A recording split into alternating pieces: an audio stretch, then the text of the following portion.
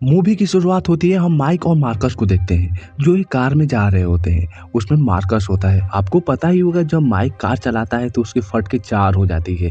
Mic बहुत ही खतरनाक drive करता है। उसके बाद माइक और मार्कस जाते हैं हॉस्पिटल में क्योंकि वहाँ पर मार्कस की लड़की का लड़का हुआ है। मार्कस उस बच्चे को देखकर खुश हो जाता है। वहाँ पर फैमिली ड्रामा चलने लगता है। यह देखकर माइक वहाँ से चला जाता है। दूसरी तरफ हम जेल में देखते हैं, वहाँ पर पुलिस लेडी सबको काम करने के लिए कह रही होती है। एक औरत इजाबेला कुछ मंत्र पढ़ रही होती है, तभी एक चाकू निकालकर उस औरत को मार देती है। सभी पुलिस वाले आ जाते हैं, पुलिस लेडीज को लेकर जाते हैं क्योंकि वो जख्मी हो गई है और इस सभी कैदियों को जेल में डाल देते हैं। पुलिस लेडी को एम्बुलेंस में लेकर जाया जाता है। रास्ते में जाते समय एक गाड़ी दिखाई देती है जो खड़ी होती है। कुछ पुलिस वाले उतरते हैं देखने के लिए। कोई आदमी आकर पुलिस वालों को मार देता है, उस औरत को आज़ाद कर देता है। यह लड़का इजाबेला का लड़का है जिसका नाम अरमांडो है। अरमांडो अपनी माँ को बचाने के लिए ये सब बनाया है। पुलिस लेडी को मारने के दौरान उसका कपड़ा चेंज कर ली थी और पुलिस लेडी को वॉशिंग मशीन में डाल दी थी। पुलिस वाले पुलिस लेडी को समझकर उसे लेकर गए थे। इसी तरह इजाबेला बच जाती है। इसके बाद हम मैक्सिको में देखते हैं जहां इजाबेला अपने लड़के को एक पेन ड्राइव देती है और कहती है कि ये पेन ड्राइव उसके पिता ने उसके लिए छोड़कर गए हैं जिसमें लाखों डॉलर छुपे हुए हैं, तुम्हें उसे ढूंढना होगा। अरमांडो उस पेन ड्राइव को लैपटॉप में लगाता है और लोकेशन मिल जाता है। उसके बाद उसमें से कुछ पुलिस की डिटेल होती है। उसकी माँ कहती है कि इन सभी को मारना होगा। वहाँ पर माइक की भी इमेज होती है, वो कहती है कि इसे लास्ट में मारना। अरमांडो कुछ आदमियों के साथ डील करता है पैसे निकालने के लिए, लेकिन जब पैसा मिलता है तो वो डीलर बदल जाता है और कहता है कि ये पैसा मेरा है और अरमांडो को गोली मारने को कहता है। अरमांडो उस डीलर को और उसके आदमी को मार देता है। वहाँ पर कुछ डीलर के आदमी होते हैं। अरमांडो उनको अपने साथ काम करने के लिए कहता है। वो लोग उसके साथ काम नहीं करेंगे तो वो उनको भी मार देगा। वो लोग मान जाते हैं काम करने के लिए। अरमांडो अपनी माँ से बातें करता है और कहता है कि ये काम हो गया, अब उन पुलिस वालों को मारना बाकी है। इधर हम माइक और मार्कस को देखते हैं जो ओवन ड्राइव पर पार्टी करने के लिए गए होते हैं। माइक और मार्कस बातें कर रहे होते हैं। वहाँ पर रीटा नाम की लड़की होती है जो माइक से प्यार करती है। रीटा उन लोगों से बातें करने के बाद वहाँ से चली जाती है। मार्कस उसको गाली देता है और कहता है कि शादी कर लो क्योंकि तुम बूढ़े हो रहे हो। बात बात पे मार्कस कहता है कि मैं तुमसे तेज दौड़ता हूँ। माइक और मार्कस बाहर जाते हैं दौड़ लगाने के लिए। वहाँ पर रेफरी कैप्टन होता है। माइक और मार्कस दोनों भागते हैं, तभी एक लड़का बाइक से आकर माइक को गोली मार देता है और वो लड़का अरमांडो होता है। गोली मारकर वो बाइक लेकर वहां से चला जाता है। मार्कस देखकर शॉक हो जाता है। सभी पुलिस वाले वहां पर आ जाते हैं और उसे हॉस्पिटल लेकर जाते हैं। मार्कस बेचारा बहुत दुखी होता है क्योंकि माइक उसका सबसे अच्छा दोस्त था। मार्कस चर्च में जाता है और गॉड से प्रार्थना करता है प्लीज मेरे दोस्त को बचा लीजिए। रीटा अपनी टीम के पास जाती है और इस टीम में 3 लोग होते हैं, कैली, डॉन और राफी। वो लोग माइक की बॉडी में लगने वाली गोली की छानबीन करते हैं। रीटा कहती है कि माइक मेरा दोस्त से बढ़कर है, माइक के केस को ध्यान से देखना होगा। अरमांडो अपनी माँ से बातें करता है। उसकी माँ कहती है कि माइक को बाद में मारना था, पहले उन पुलिस वालों को मारना होगा। अरमांडो कहता है कि ठीक है। वो एक एक करके 3 पुलिस वालों को मार देता है। ये खबर पूरी न्यूज में चलती है। उसके बाद हमें 6 महीने का बाद का सीन दिखाया जाता है। मार्कस की लड़की की शादी हो रही होती है। शादी होने के बाद माइक स्पीच देता है, ठीक है लेकिन उतना भी ठीक नहीं है। माइक जाता है कैप्टन के पास और अपने केस की छानबीन करने के लिए कहता है, लेकिन वो मना कर देते हैं और कहते हैं कि तुम जाओ अपने दोस्त से पूछो। माइक अपने दोस्त मार्कस के पास जाता है तो उसे अपने साथ काम करने के लिए हेल्प मांगता है, लेकिन मार्कस मना कर देता है क्योंकि वो रिटायर हो गया है। माइक उसे समझाता है लेकिन वो नहीं मानता है। मार्कस उससे एक बात कहकर वहाँ से चला जाता है कि तुम जाओ रीटा से शादी कर लो और वही तुम्हारी जिंदगी है, मैं तुम्हारी हेल्प नहीं करूँगा। अरमांडो की माँ उसको फ़ोन करती है और कहती है कि माइक जिंदा है, उसे मार दो। अरमांडो माइक की वीडियो पोस्ट करता है जो बहुत ही ज़्यादा वायरल हो जाता है। जब ये वीडियो माइक देखता है तो गुस्सा हो जाता है।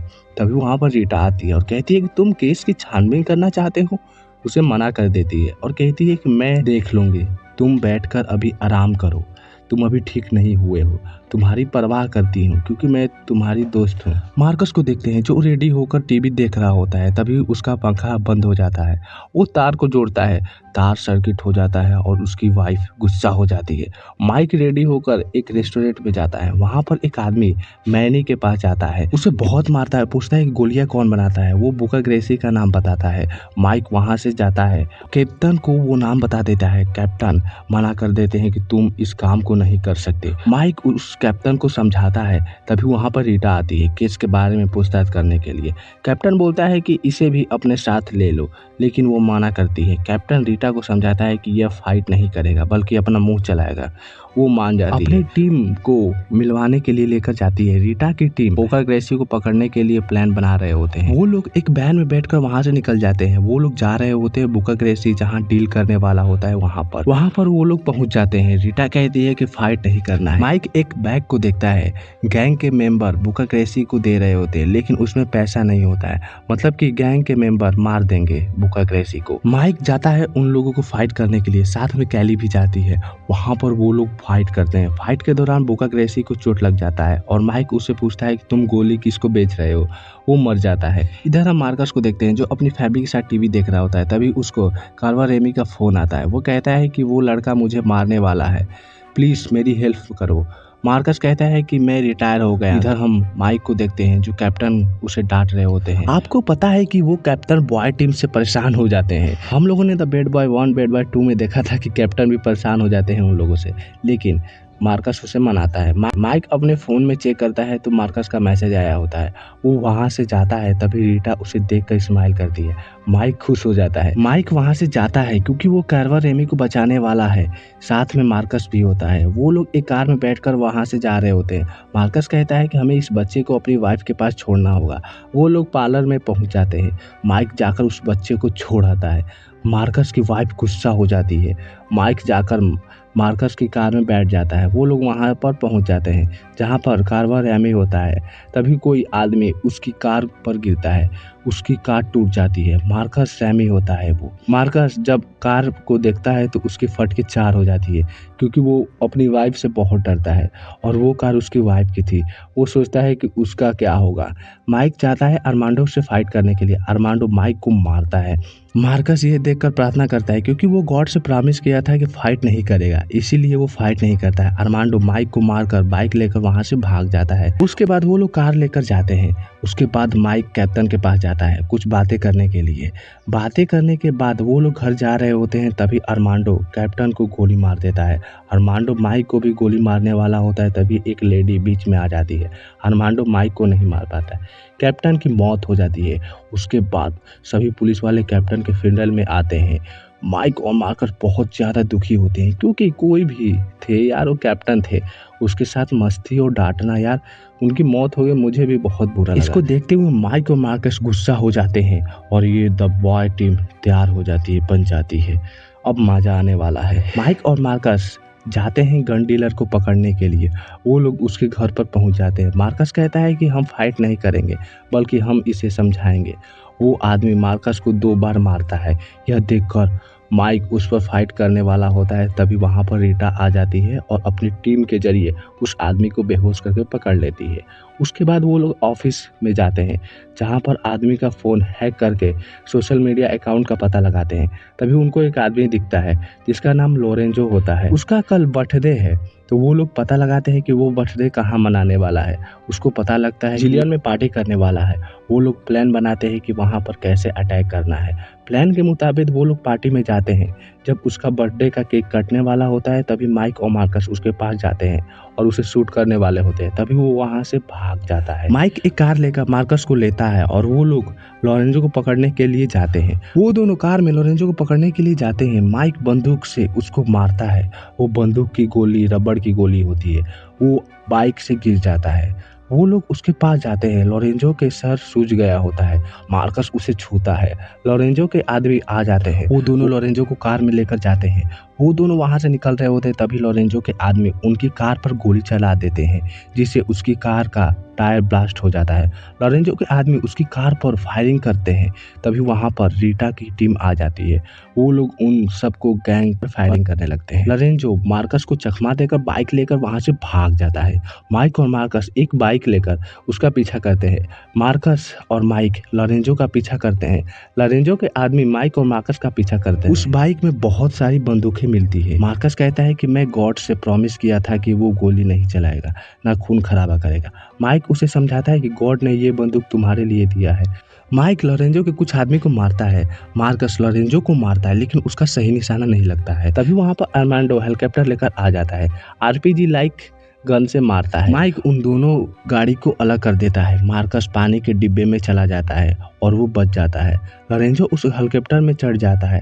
माइक ट्रक के माध्यम से उस हेलीकॉप्टर को पकड़ लेता है। अरमांडो माइक को गोली मारने के लिए लोरेंजो को मार देता है। वो पानी में गिर जाता है। अरमांडो माइक को मारने से पहले एक वर्ड बोलता है, हैस्टेल एल फ्यूगो। ये सुनकर माइक शॉक हो जाता है। तभी मार्कस हेलीकॉप्टर पर फायरिंग करता है। माइक बच जाता है और वो पानी में गिर जाता है। अरमांडो हेलीकॉप्टर लेकर वहाँ से चला जाता है। माइक पुलिस स्टेशन में जाता है। लोरेंजो का फ़ोन को एक्सेस करने को कहता है। उसके सारे फ़ोन के नंबर मैक्सिको के थे। इन सभी नंबर पे हैसेल एल फ्यूगो मैसेज सेंड करता है। माइक खुद छानबीन करता है। तभी उसको पता लगता है कि इजाबेला का एक लड़का था। इजाबेला उसकी गर्लफ्रेंड होती है। माइक उठकर चला जाता है। मार्कस उसके पास जाता है। माइक उसको सब कुछ बता देता है कि पुलिस से पहले वो इजाबेला का ड्राइवर था। इजाबेला से वो लव करने लगता है। उसके हस्बैंड कभी बाप नहीं बन सकता। माइक बोलता है कि जब हम दोनों भाग रहे हो तो माइक नहीं भागता, क्योंकि लोग कहते हैं कि वो एक काला जादू करती है। इसी की वजह से उसे जेल में डलवा देता है। उसके 8 महीने बाद उसका लड़का होता है, जो अरमांडो होता है, जो उसी की तरह ताकतवर और तेज दिमाग का होता है। माइक अपनी कार लेकर वहाँ से चला जाता है। माइक प्लेन में होता है, तभी वहाँ पर मार्कस आता है। उसकी पिछली सीट पर बैठ जाता है। वो दोनों गुंडागर्दी और मारपीट के बारे में बात करने लगते हैं। यह सुनकर कुछ पैसेंजर डर जाते हैं। इसी तरह बातें करने के बाद वो लोग मैक्सिको पहुंच जाते हैं। वो दोनों एक घर में रुकते हैं। माइक ने उस आदमी की हेल्प की थी, इसलिए वो आदमी उसकी हेल्प कर रहा है। उसे बहुत सारी बंदूकें देता है। माइक को एक मैसेज मिलता है। इजाबेला उसे अपना लोकेशन भेजती है। वो लोग जा रहे होते तभी वहाँ पर रीटा की टीम आ जाती है। वो बहुत सारी बंदूकें लाते हैं। वो लोग रेडी होते हैं। रीटा उसको एक लॉकेट देती है जिसमें कैमरा होता है। माइक उस लोकेशन पर पहुंच जाता है। उस घर के अंदर जाता है। ये लोग उसकी निगरानी रख रहे होते हैं। मार्कस उस घर के पीछे से जाता है। माइक इजाबेला से मिलता है। इजाबेला उसके गर्दन से वो लॉकेट निकाल देती है, जिससे कैमरा बंद हो जाता है। उसके ड्रोन को कोई हैक कर लेता है। वहाँ पर बहुत सारे आदमी होते हैं जो जमीन में छुपे होते हैं। वो घर पर अटैक कर रहे होते हैं। रीटा बोलती है कि अंदर जाने का कोई रास्ता है। डॉन रास्ता बताता है। इधर हम घर में देखते हैं जहां मार्कस को अरमांडो पकड़ लिया होता है। वो लोग बातें करने लगते हैं। तभी रीटा अपने टीम के साथ आ जाती है। उन लोगों के बीच फाइट होने लगता है। बहुत ही खतरनाक फाइट होता है। अरमांडो अपनी माँ को लेकर हेलीकॉप्टर में जाता है। माइक और मार्कस दोनों रोकने की कोशिश करते हैं, लेकिन वो हेलीकॉप्टर लेकर ऊपर जाते हैं। मार्कस हेलीकॉप्टर के पायलट को मार देता है, जिससे हेलीकॉप्टर वहां गिर जाता है। रीटा की टीम हेलीकॉप्टर से बच जाती है। हेलीकॉप्टर ब्लास्ट हो जाता है और वहां पर आग की खाई बन जाती है। माइक और मार्कस के सामने इजाबेला आती है। वो लोग उसके पास जाते हैं। तभी अरमांडो माइक को पैर से खींच लेता है और इधर माइक और अरमांडो के बीच फाइट होता है और मार्कस और इजाबेला के बीच फाइट होता है। मार्कस इजाबेला को घायल कर देता है। माइक अरमांडो को नहीं मार पाता क्योंकि वो उसका लड़का है। माइक कहता है कि तुम मेरे लड़के हो।